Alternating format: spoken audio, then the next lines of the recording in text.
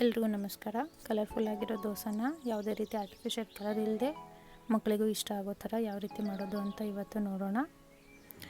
ಯಾರು ಹೊಸದಾಗಿದ್ದರೆ ಎಲ್ಲರೂ ನಮ್ಮ ಚಾನಲ್ಗೆ ಸಬ್ಸ್ಕ್ರೈಬ್ ಮಾಡ್ಕೊಳ್ಳಿ, ಲೈಕ್ ಮಾಡಿ, ಶೇರ್ ಮಾಡಿ.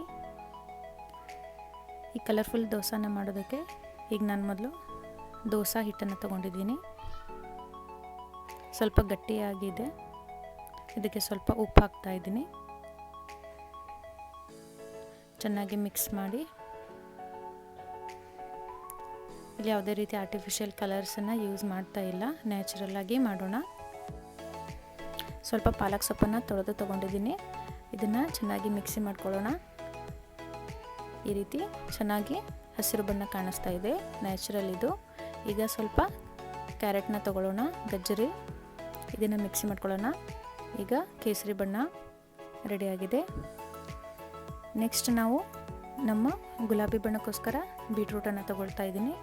ಬೀಟ್ರೂಟ್ನ ಚೆನ್ನಾಗಿ ಮಿಕ್ಸಿ ಮಾಡ್ಕೊಳ್ಳೋಣ. ಚೆನ್ನಾಗಿರೋ ಯಾವುದೇ ರೀತಿ ಆರ್ಟಿಫಿಷಿಯಲ್ ಇಲ್ಲದೆ ಇರೋ ನ್ಯಾಚುರಲ್ ಬಣ್ಣದ ಬೀಟ್ರೂಟ್ ಜ್ಯೂಸ್ ರೆಡಿ ಇದೆ. ಈಗ ನಾನು ರೆಡಿ ಇರೋ ದೋಸೆದ ಹಿಟ್ಟನ್ನು 3 ಸಪ್ರೇಟ್ ಬೌಲ್ಗಳಲ್ಲಿ ತೊಗೊಳ್ತಿದ್ದೀನಿ.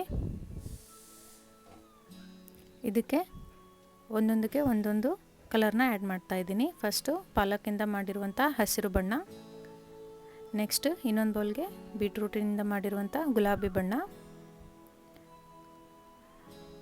ಲಾಸ್ಟಲ್ಲಿ ಕ್ಯಾರೆಟಿಂದ ಮಾಡಿರುವಂಥ ಆರೆಂಜ್ ಕಲರ್ ಪೇಸ್ಟ್ನ ನಾನು ಆ್ಯಡ್ ಮಾಡ್ತಿದ್ದೀನಿ. ಚೆನ್ನಾಗಿ ಮಿಕ್ಸ್ ಮಾಡ್ಕೊಳ್ಳಿ. 3 ಸಪ್ರೇಟಾಗಿ.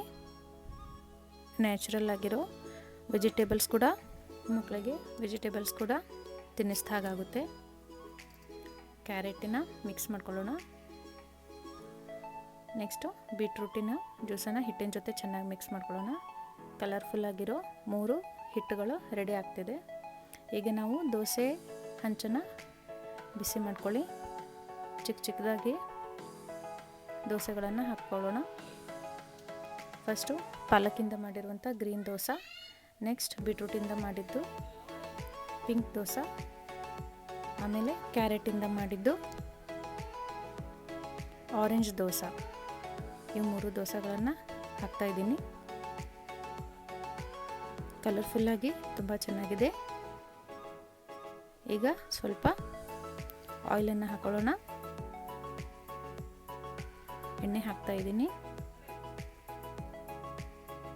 ಸ್ವಲ್ಪ ದೋಸೆ ಕಲರ್ ಚೇಂಜ್ ಆಗಬೇಕು, ಚೆನ್ನಾಗಿ ಬೇಯಬೇಕು. ಆವಾಗ ದೋಸೆನ ಹೊಳ್ಳಿಸ್ಕೊಳ್ಳಿ. ಯಾರು ಹೊಸದಾಗಿದ್ದೀರಾ ನಮ್ಮ ಚಾನಲ್ನ ಸಬ್ಸ್ಕ್ರೈಬ್ ಮಾಡಿ. ನೋಡಿ, ತುಂಬ ಕಲರ್ಫುಲ್ ಆಗಿದೆ.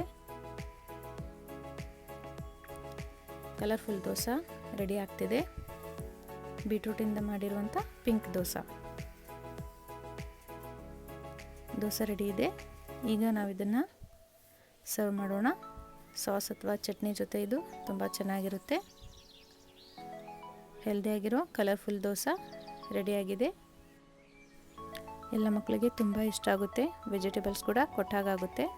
ನಾವು ಟಿಫನಲ್ಲಿ ಮಾಡಿ ಹಾಕಬಹುದು. ತುಂಬ ಡಿಫ್ರೆಂಟ್ ಆಗಿರುತ್ತೆ. ಎಲ್ಲ ಮಕ್ಕಳಿಗೂ ಇಷ್ಟ ಆಗುತ್ತೆ. ನಮ್ಮ ಚಾನಲ್ಗೆ ಸಬ್ಸ್ಕ್ರೈಬ್ ಆಗಿ, ಲೈಕ್ ಮಾಡಿ, ಶೇರ್ ಮಾಡಿ, ಹಾಗೂ ಯಾವ ರೀತಿ ಇದೆ ರೆಸಿಪಿ ಅಂತ ಕಾಮೆಂಟ್ ಮಾಡಿ ತಿಳಿಸಿ. Thank you.